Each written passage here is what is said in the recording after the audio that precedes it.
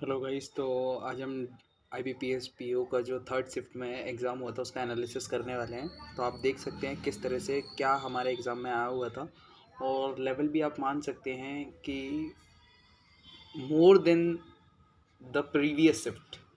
ये आप समझते होंगे, आपने एग्ज़ाम दिया होगा। चलिए देखते हैं। तो सबसे पहले हम रीजनिंग से, हमारी एग्ज़ाम की जो शुरुआत हुई थी वो रीजनिंग से हुई थी।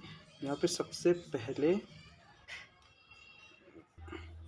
स्टार्टिंग रीजनिंग से थी, और जिसमें जो पजल्स आए थे हमारे, सबसे पहला हम पजल देखेंगे तो वेरिएबल बेस्ड पजल था, जिसमें कुछ म्यूजिकल इंस्ट्रूमेंट के नाम दिए गए थे और 6 पर्सन्स थे।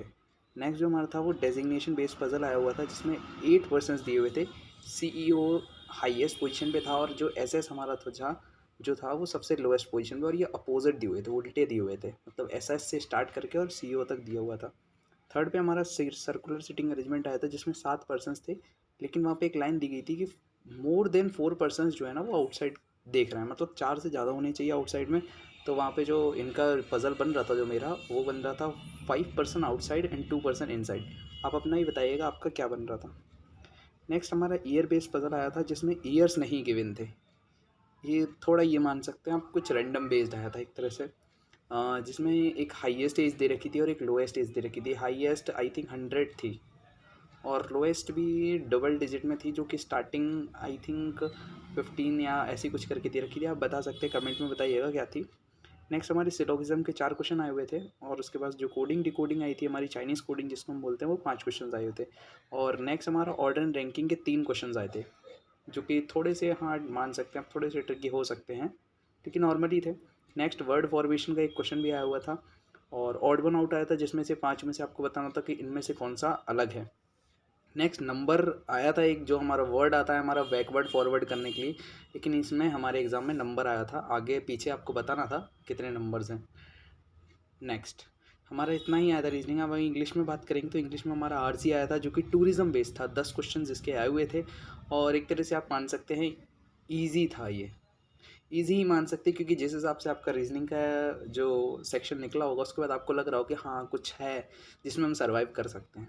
नेक्स्ट हमारे एरर स्पॉटिंग के 5 क्वेश्चन आए हुए थे, जो कि मतलब नॉर्मली आए हुए थे। नेक्स्ट हमारा क्लोज टेस्ट के 5 क्वेश्चन आए हुए थे, ठीक है। नेक्स्ट हमारा वर्ड रीअरेंजमेंट आया हुआ था, मतलब हमें आगे पीछे करके वर्ड निकालते थे, जिसमें 3 वर्ड्स गिवन हुए थे।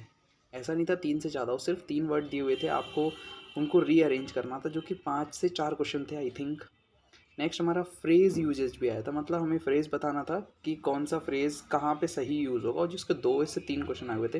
नेक्स्ट हमारा वर्ड यूजेज भी आया हुआ था, कि वर्ड कहाँ पे यूज़ कौन सा वाला होने वाला है, जिसमें एक वर्ड तो मेरे साथ हाँ साइट आया था, और एक और वर्ड था जो आप कमेंट में बताइएगा क्या था। नेक्स्ट अब हम क्वांट पे चलते हैं। अपनी क्वांट में क्या हुआ था, तो क्वांट में हमारा आया था लाइन ग्राफ, जो कि और टेबल DI, ये दोनों दे रखे थे, जिसमें एक आपको प्रॉफिट और प्रोडक्ट दे रखा था। मतलब प्रोडक्ट का पहले तो आपको परसेंटेज भी दिया, परसेंटेज नहीं एग्जैक्ट अमाउंट भी दिया था, और एक ऊपर लाइन ग्राफ में उसका टोटल जो था वो शो कर रखा था, जिसके 6 क्वेश्चन आए हुए थे, 5 से 6 क्वेश्चन थे। नेक्स्ट जो केशलेट DI आई थी, ये आई थिंक मेरे हिसाब से सबसे इजी DI में से एक मान सकते हैं इसमें से, क्योंकि इसका एक ही क्वेश्चन जो था ना वो लेंदी था थोड़ा सा। बाकी जो क्वेश्चन आए हुए थे इसके 2 क्वेश्चन जो थे दिए, वो 2 या 3 एक्स्ट्रा थे, वो सबसे ज़्यादा इजी क्वेश्चंस हो सकते थे। अगर आपने इसको थोड़ा भी, अगर थोड़े से एफर्ट्स लगाए होंगे, तो आपका ये आराम से बन सकता था। नेक्स्ट हमारा बार DI आया था, जिसमें बार DI में एक हमें दिया हुआ था कंप्लीटेड और इन प्रोग्रेस का टोटल, और नेक्स्ट में दिया हुआ था हमको कंप्लीटेड प्रोडक्ट का, तो हमें माइनस करके निकालना था। उसके जस्ट 6 क्वेश्चन आए थे। आप इसमें से 6 में से मेरे हिसाब से 4 से तो ज़्यादा आप निकाल ही सकते थे, क्योंकि 2 ही क्वेश्चन जो थे वो लेंदी आए थे, बाकी और बचे हुए थे वो ईजी आए थे थोड़े से, मतलब नॉर्मली आए हुए थे। नेक्स्ट अप्रोक्सीमेशन के 5 क्वेश्चन थे, और ये जो अप्रोक्सीमेशन आए थे वो, इसमें आपके थोड़े से एफर्ट लग रहे होंगे, ये थोड़े से कैलकुलेटिव भी थे, आप एफर्ट्स लगाने पड़ रहे होंगे आपको ज़्यादा से ज़्यादा। नेक्स्ट हमारा रॉन्ग नंबर सीरीज़ आई थी, 5 क्वेश्चन भी थे, 5 या 4 क्वेश्चन थे, और रॉन्ग नंबर सीरीज़ थी। इसमें भी आपको थोड़े से एफर्ट्स लगाने पड़ रहे होंगे, क्योंकि इसमें आई थिंक 2 क्वेश्चन तो बड़े इजी आप जिसको क्रैक कर ले रहे थे, एक क्यूब और स्क्वायर करके था, और बाकी के 1 से 2 में आपको थोड़े से एफर्ट लगाने पड़ रहे थे। नेक्स्ट हमारे बाकी के बचे हुए अर्थमेटिक के सारे क्वेश्चंस आए हुए थे। तो यहाँ पे आपने ओवरऑल इससे क्या सीखा हमने, कि कुछ भी हो सकता है। डरिएगा मत, कुछ भी हो सकता है, बस इसको ध्यान रखते हुए आगे हमारी प्रिपरेशन करनी है। और एक बार आप ओवरव्यू देख लेते हैं, तो ये हम shift moderate to overall moderate ही बोल सकते हैं हम, ईज़ी तो बिल्कुल बोल नहीं सकते हैं कहाँ, जहाँ तक है हाँ मॉडरेट मान सकते हैं, ईज़ी टू मॉडरेट भी मान सकते हैं।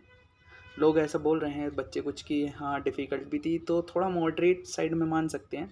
और यहाँ पे जो हमारा बेस्ट स्कोर होना चाहिए वो 66 अप्रॉक्स होना चाहिए। ये मैंने 72 दे रखा है, आप इसको यही मान लीजिए आप 66 टू 70, ठीक है।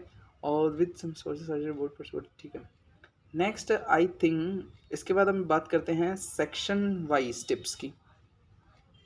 तो सेक्शन वाइज टिप्स में हम देख सकते हैं कि इंग्लिश ऑलरेडी जो थी ईजियर साइड पे आई हुई थी, आप मान भी सकते हैं कि इंग्लिश जो थी ना वो ईजियर साइड पे थी बाकी के 2 सेक्शंस से लेने के बाद। क्वांट्स जो हमारी थी वो एक मॉडरेट टू डिफ़िकल्ट, हाँ मान सकते हैं कि मॉडरेट टू डिफ़िकल्ट थी। एंड रीजनिंग इज़ मॉडरेट मान सकते हैं। इसमें आपको आई थिंक थोड़ा लग रहा होगा क्योंकि 2 पज़ल्स तो आप फँस सकते थे। अगर आपने थोड़े से कम एफर्ट्स लगाए हैं तो आप पक्का 2 पज़ल्स में तो फँसे ही होंगे मेरे हिसाब से। एक जो वेरिएबल वाला था जिसमें म्यूज़िकल इंस्ट्रूमेंट से रिलेटेड था, और इसके बाद जो एक और आया था वो लास्ट वाला एज वाला पज़ल। तो बस इतना ही बोलना चाहूँगा इसके लिए, और बाकी आप आराम से प्रिपेयर करिए, टेंशन नहीं लीजिए, हो जाएगा। चलिए, ऑल द बेस्ट।